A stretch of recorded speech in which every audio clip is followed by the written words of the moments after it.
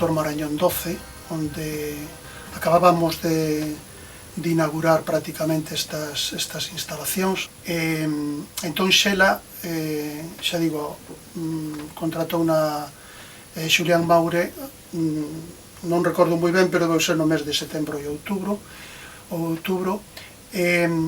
fundamentalmente o traballo que ela facía nese momento, pois era un pouco, desde atender o teléfono, de facer albaráns, de atender a reclamacións, de facturación, etc. Éramos solo 3 persoas, Xulián Maure, Xela e máis eu, as que traballábamos deste finais do ano 80. Eu creo que un dos documentos máis emocionantes dos que contamos na editorial pois son esas páxinas fundacionais, esas primeiras intervencións que facía Xulián Maure e que a propia Xela transcribía. E Xela foi asumindo cada vez máis traballos que exixían a precisión da editora. Eu lembro que había que baixar unhas escaleiras e despois Xela tiña, non sei se chegaba a despachiño, un recunchiño, ali onde traballaba como editora e como correctora de estilo, e eu lembro sempre ali coas luvas de renda negra, tiña unhas luvas destas que deixan os dedos ao ar e o pitillo na man. Herdei a súa mesa, herdei os seus útiles de escritura e herdei o seu arquivo telefónico. O rol que ela desenvolveu como editora en Xerais é algo a salientar, sobre todo pola coidada atención que depositaba e o mimo, incluso, nos orixinais que polas súas mans pasaron. E ese traballo significa entrar no corazón do texto, no río subterráneo que está detrás de toda obra de creación e que non sempre o autor é consciente. A pegada esencial de Xela foi o procedimento de traballo, os criterios de corrección e de revisión dos textos que mantivemos no noso libro de estilo. Eu creo que era unha persoa moi rigurosa, que tiña un alto sentido de responsabilidade con respecto á lingua, corrixía moi a fondo os textos, moi a fondo, mesmo eso, ás veces parecía que podía crear algún conflito cos autores, non? Porque os autores, se cada pouco feitos os procesos de corrección, non interpretaban que sempre o que fan os correctores son suxerencias, non? Pero ela interviña a fondo, suxerindo, interviña a fondo correxindo para mellorar os textos, porque tiña, como decía, unha alta conciencia da lingua, non? E era moi exixente. Xela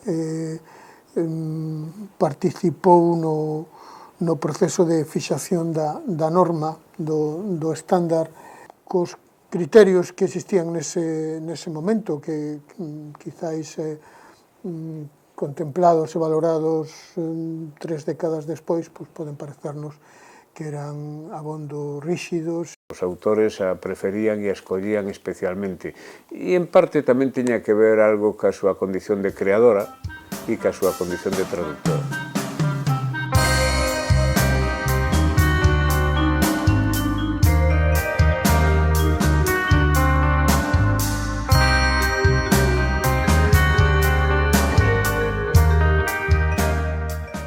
Traducir é unha batalla moi dura, porque estás pelexando tamén contra as túas propias palabras e tens que pelexar contra ti mesma con non ser ti a que estás no texto, senón que ten que ser o autor, a autora orixinaria. E iso é moi importante e non se pode perder iso. E Xela sabía iso. Comezou a traducir moi nova e eu aí creo que claramente influída polo contexto familiar. Valentín Arias, seu pai, que nos deixou hai algúns anos, foi tamén un dos primeiros traductores, as primeiras persoas que se dedicaron á traducción para o galego.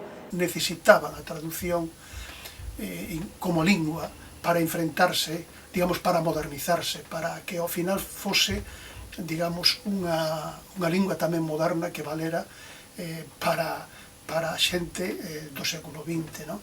E é aí onde creo que hai que entender a súa traducción e as súas traducións, co seu compromiso coa cultura galega, coa lingua e contraer obras literarias doutras literaturas a esta. Era saber que estaba construindo, axudando a construir un corpus literario, un sistema moderno para a lingua galega. Entón, creo que a traducción obedece moito a ese momento, a un momento no que había que situar o país e situar a lingua galega no universo e traer o universo aquí, non? Entón é un labor, digamos, moi xeneroso o dela e moi xeneroso de todas esas primeiras persoas que se dedicaron a este labor con moitísima entrega, con moitísima serenidade e xenerosidade, non? A falta dunha planificación por parte das institucións, non? Que en realidade, pois, ademais de ter probablemente a capacidade para axudar e apoiar a traducción no seu momento, pois tamén teñen evidentemente responsabilidade en materia de cultura. Entón, esa eiva, se podemos chamala así, pois cubríana ou satisfacíana nese momento dúas grandes editoras como eran Galaxia e Edicións Xerais de Galicia. E Xela estivo aí, non, participando de maneira moi activa, non? Traducindo, revisando, corrixindo textos e creando os seus textos, non?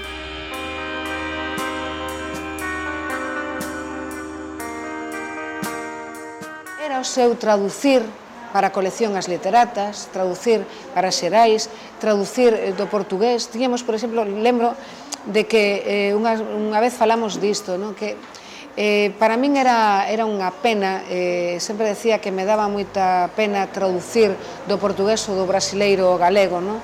Porque, claro, dábame moitísima rabia pois, que os galegos, as galegas non puidesen ler esa lingua sen necesidade de traducción, non? E aí, claro, era un momento onde si, de alguna maneira, eras moito máis, podía ser moito máis traidora a unha lingua que, en moitos aspectos, pois era a túa, non? Entón, ela decía, claro, pero se nen sequera len en galego, pois como van ler en portugués, non? Por iso Xela empezou traducindo un libro de Camilo Castelo Branco, polo que recibiu unha medalla, digamos que a honra dende o inicio como profesional da traducción, concedida, ademais, por unha institución estranxeira, pola Sociedade da Lingua Portuguesa. Era un galego tan galego e tan galego de Xela que te esqueceras prácticamente de que ese libro fora escrito en portugués, non? Xela traducía dende o portugués, pero tamén traducía dende o italiano, foi pioneira tamén traducindo a Rodari en Contos ao teléfono. Como escribiría Joyce dublineses se o escribise en galego, en vez de en inglés? Entón, esa especialización, esa sensibilidade, ese entrar no cerebro do creador é algo que un poeta, unha poeta, bueno, seguramente ten unha sensibilidade especial e Xela Arias tiña. En Vivir contamos con dúas traduccións de Xela Arias. O texto que citaba antes de Gloria Pampillo, que son textos moi reivindicativos da escritora, que entendo que Xela decide traducilos porque son textos que lle interesan especialmente e unha autora que lle interesa especialmente. E tamén traduce para a biblioteca virtual os poemas en prosa de Baudelaire, non? Que tamén están inéditos. Entón, unha poeta traductora como Xela, sobre todo en Baudelaire, é moi fiel a Baudelaire. É unha traductora moi fiel precisamente por esa palabra xusta que trata de buscar, que trata de conseguir. E esa é a Xela que máis me gusta, porque creo que a Xela traductora aínda estaba por chegar.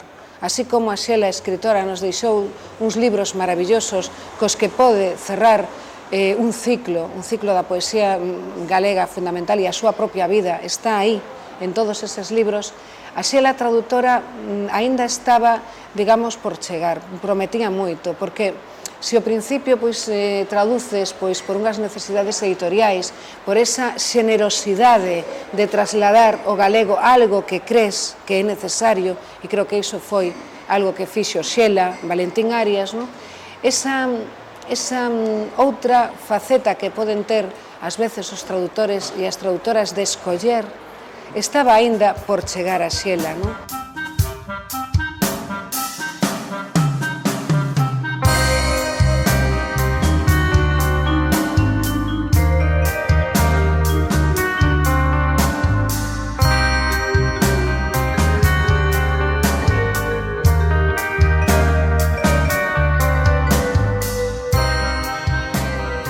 Por tanto, escribir desde o punto de vista da creación e traducir non son cousas independentes. Cando un escritor decide traducir un texto, eu coido que é un exercicio literario máis, non?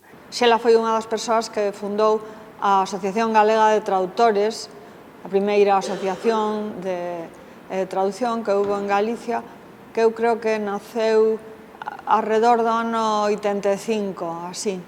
Valentín tamén foi unha das persoas activas nesa fundación. A Biblioteca Virtual Vivir, que tamén é unha iniciativa, digamos, das persoas que tamén estaban no espírito da creación da revista Viceversa, e tamén na primeira asociación de traductores e traductores galegos, non?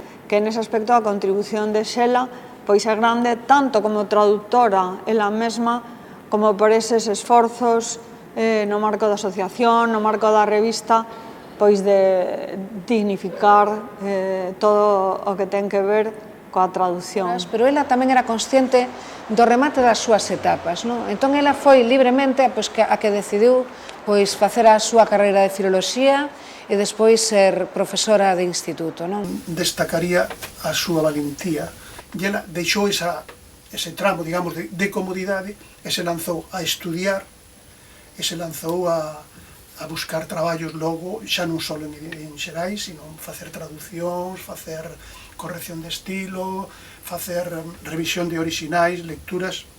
Unha persoa, ademais, que non estaba incluída en capela ningunha. Eu creo que como autora e mesmo como persoa tamén foi sempre unha outsider, unha persoa que seguiu o seu camiño sen ningún tipo de vinculación nin con grupos poéticos nin doutra caste.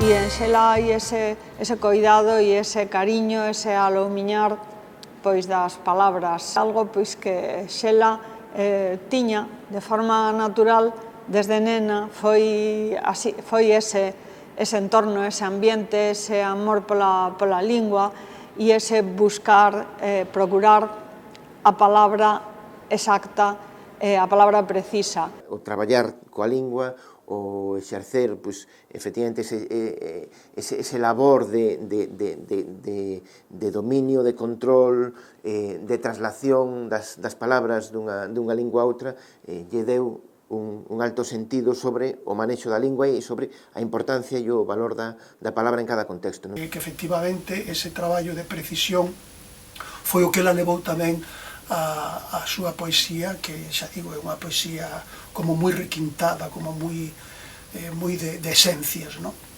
Xela e a palabra son dous entes que están totalmente unidos, non se pode entender a Xela sen a palabra en toda a súa dimensión semántica.